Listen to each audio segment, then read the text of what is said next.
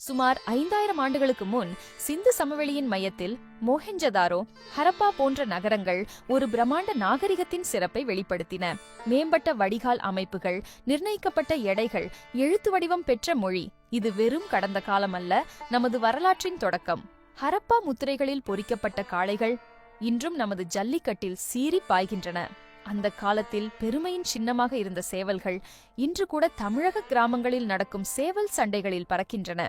ஊர், முத்தூர், மதுரை, வஞ்சி, தொண்டி போன்ற ஊர் பெயர்கள் பல்லாயிரம் ஆண்டுகளாக நம்மிடையே தொடர்ந்து வாழ்கின்றன. இது அந்நிய பண்பாடு அல்ல, தொன்மையான தமிழர் உலகம், பண்பாட்டின் சிகரம். சுமார் கிமு 2000-இல் ஆரியர் என அழைக்கப்படும் இந்தோ யூரோப்பிய குழுக்கள் கைபர் கணவாய் வழியாக வட இந்தியாவிற்குள் குடியேறினர். அவர்கள் புதிய மொழிகள், சடங்குகள், கால்நடை வளர்ப்பு முறைகளை கொண்டு வந்தனர். ஆனால் தெற்கில் வேறு வாழ்வியல் பயன்பாடு இருந்தது. சிந்துவெளி மரபிலிருந்து வந்த தமிழர்கள் தங்களுக்கென தனித்துவமான பண்பாட்டு பாதையை கட்டமைத்து வாழ்ந்து வந்தனர். வடக்கில் மாறுதல்கள் நடந்தாலும் தெற்கு மாறவில்லை. தன் மண்ணில் ஆரிய தாக்கம் இல்லாமல் தங்கள் அறநெறிப்படி முன்னேற்றமடைந்து வந்தனர். வடக்கும் தெற்கும் இருவேறு பண்பாட்டின் பயணங்களை தொடர்ந்தன. இன்றைய தமிழ்நாட்டின் பூமிக்கடியில் இந்திய வரலாற்றை திருத்தி எழுதும் ஒரு நகரம் தன்னை வெளிப்படுத்திக் கொண்டது. கீழடி ஒரு காலத்தில் கிராமம் என்று புறக்கணிக்கப்பட்டது. இன்று தொன்மையான தமிழரின் நகர நாகரிகங்களில் ஒன்றாக அறியப்படுகிறது. சிறப்பாக கட்டப்பட்ட செங்கல் வீடுகள் முதல் வடிகால் அமைப்புகள், எழுத்து பொறிக்கப்பட்ட பானைகள் வரை ஒவ்வொரு அடியிலும் கல்வி, ஒழுங்கு, பெருமை ஒலிக்கிறது. அங்கே கண்டெடுக்கப்பட்ட தமிழ் பிராமி எழுத்துக்கள் இதை உறுதிப்படுத்துகின்றன. 2600 ஆண்டுகளுக்கு முன்பே நம் மக்கள் படித்தும் எழுதியும் வணிகம் செய்தும் வந்திருக்கிறார்கள். எந்த மதத்தின் அடிச்சுவடும் இன்றி. கீழடி புதைந்து போன மர்மம் அல்ல, அது நமது தொன்மையான நாகரிகத்தின் மறைக்க முடியாத சாட்சி. பண்டைய தமிழ்நாட்டில் சொற்கள் வெறும் சொற்கள் அல்ல, அவை வாழ்வியல் அறங்களாக விளங்கின. மதுரையின் சங்க கூடங்களில் ஆண் மற்றும் பெண் புலவர்கள் காதல், போர், ஆட்சி, அருள் பற்றி பாடினர். குறுந்தொகை முதல் மதுரை காஞ்சி வரை தமிழ் அழகும் ஆழமும் கொண்ட மொழியாக மலர்ந்தது. பின்னர் வந்த ஒரு மனிதரது சொற்கள் பல பேரரசுகளை கடந்தும் வாழ்ந்தன. அவர்தான் திருவள்ளுவர். திருக்குறள் மதத்தை போதிக்கவில்லை, அது நீதியை போதித்தது. 2 வரிகளில். இது தமிழின் பொற்காலம். அப்போது மொழியே உயிராக இருந்தது. நூற்றாண்டுகளுக்கு பிறகு மற்றொரு படையெடுப்பு வந்தது. களப்பிரர்கள் படையெடுப்பு தமிழர் வரலாற்றின் போக்கை மாற்றியது. அவர்கள் சேர, சோழ, பாண்டிய அரசுகளை வென்றனர். அவர்களின் ஆட்சியில் ஜெயின் பிட்சுக்கள் தமிழை ஏற்றுக்கொண்டு துறவு வாழ்க்கை மற்றும் புதிய மரபுகளை கொண்டு வந்தனர். தமிழ் புலவர்கள் அங்கிருந்து விலகினர். கலை மெல்ல அமைதியானது. ஆனால் கதைகள் அழியவில்லை. சிலப்பதிகாரமும் மணிமேகலையும் தோன்றின. அவை அமைதியாக மக்களிடம் பரவின. ஆக்கிரமிப்பின் நடுவிலும் தமிழ் வாழ்ந்தது. மௌனமாக, மக்கள் மனங்களில் நம்பிக்கையாக. மௌனத்திலிருந்து பாடல்கள் எழுந்தன. சிதைந்த இடிபாடுகளிலிருந்து கோவில்கள் உயர்ந்தன. பல்லவர்கள் கல்லில் கோவில்களை பொறித்து தமிழ் மண்ணில் பெருமையை மீண்டும் நிலைநாட்டினர். சோழர்கள் அதை இன்னும் உயர்த்தினர். பெருவுடையார் கோயிலை எழுப்பி கடல்களை வென்று தமிழை பூமியிலே பொறித்தனர். அரசர்களின் பங்களிப்பை தாண்டி ஆண்டாள், திருஞான சம்பந்தர், அப்பர், ஆழ்வார்கள் போன்றோரின் பாடல்கள் மக்களை கவர்ந்தன. அவர்களின் பக்தி பாடல்கள் அரியாசனங்களுக்காக பாடப்படவில்லை. தமிழ் பக்தி இயக்கம் சமஸ்கிருத திணிப்புக்கு எதிரான ஓசையாக ஒலித்தது. இது மறுமலர்ச்சியான காலம், கோவில்களும் பக்தியும் நிறைந்த காலம். 14ஆம் நூற்றாண்டில் ஒரு படையெடுப்பு தமிழகம் வந்தது. மாலிக் காபூரின் படையெடுப்புகள் தமிழ் மண்ணையும் வென்றன. அந்த படையெடுப்பின் தாக்கத்தின் முடிவில் விஜயநகர சாம்ராஜ்யம் பிறந்தது. தமிழின் வேரில் இருந்து பிறக்காவிடினும் திராவிட அடையாளத்தை பாதுகாத்தது. புலவர்கள் புதிய இலக்கியங்களை படைத்தனர். கலைகள் சிறப்பாக கொண்டாடப்பட்டன. முழு அமைதி நிறைந்த காலமாக இல்லாவிடினும் மக்களின் இயல்பு வாழ்க்கை தொய்வின்றி தொடர்ந்தது. அந்த காலத்தின் அனுபவங்களிலிருந்து தமிழின் அடுத்த அத்தியாயம் எழுதப்பட்டது. பிரிட்டிஷ்காரர்கள் வாள்களுடன் வரவில்லை, ஒப்பந்தங்களுடன் வந்தனர். கிழக்கிந்திய கம்பெனி தனது கொடியையும் வரிகளையும் சட்டங்களையும் தமிழ் மண்ணில் நாட்டியது. ஆங்கில கல்வி தமிழறிவை மாற்றியது. உயர் சாதி பிராமணர்கள் மட்டுமே வாய்ப்புகளை பெற்றனர். மற்றவர்கள் வெளியில் நிறுத்தப்பட்டனர். அதிகாரம் அங்கே அணிந்து கொண்டு மக்களுக்கு புரியாத மொழியில் பேசத் தொடங்கியது.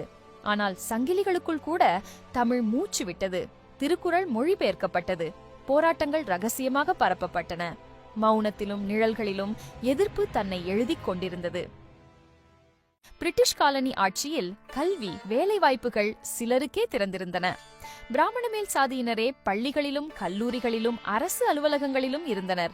பெரும்பான்மையான மற்ற சாதியினர் வெளியில் காத்திருக்கும் நிலை. 1916 அந்த காத்திருப்பு முடிவுக்கு வந்தது. பிராமணர் அல்லாதோர் அறிவிப்பாக நீதி கட்சி உருவானது. பழி வாங்குவதற்காக அல்ல, உரிமையை பெறுவதற்காக. திரு Natesanar, doctor T.M. Nair, sir P.T. Thyagarayar ஒன்றிணைந்து முழங்கினார்கள்.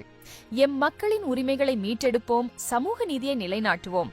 முதல் முறையாக பிராமணர்கள் அல்லாதோர் குரல்கள் அரசாங்கத்தில் ஒலித்தன. பெண்கள் பள்ளிக்குள் நுழைந்தனர். தொழிலாளர்கள் செய்திகளை படித்தனர்.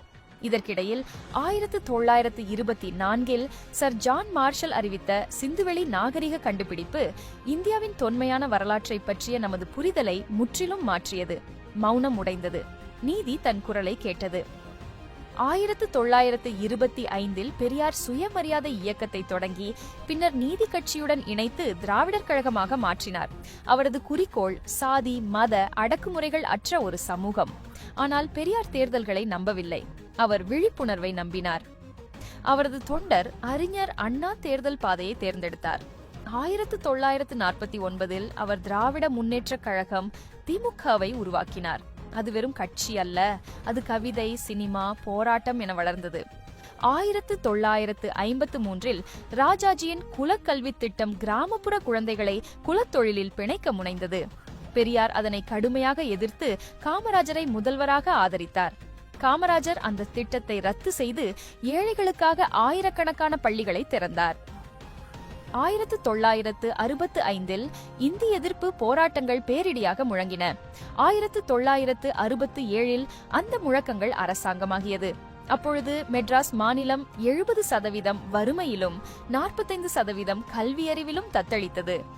ஆனால் தமிழ்நாடு தனக்கான குரலை எழுப்பியது. புரட்சி தொடங்கியது. 1967 தமிழ்நாடு ஒரு மாநில அரசை மட்டும் தேர்ந்தெடுக்கவில்லை, தன்னுடைய வளர்ச்சியை தொடங்கியது.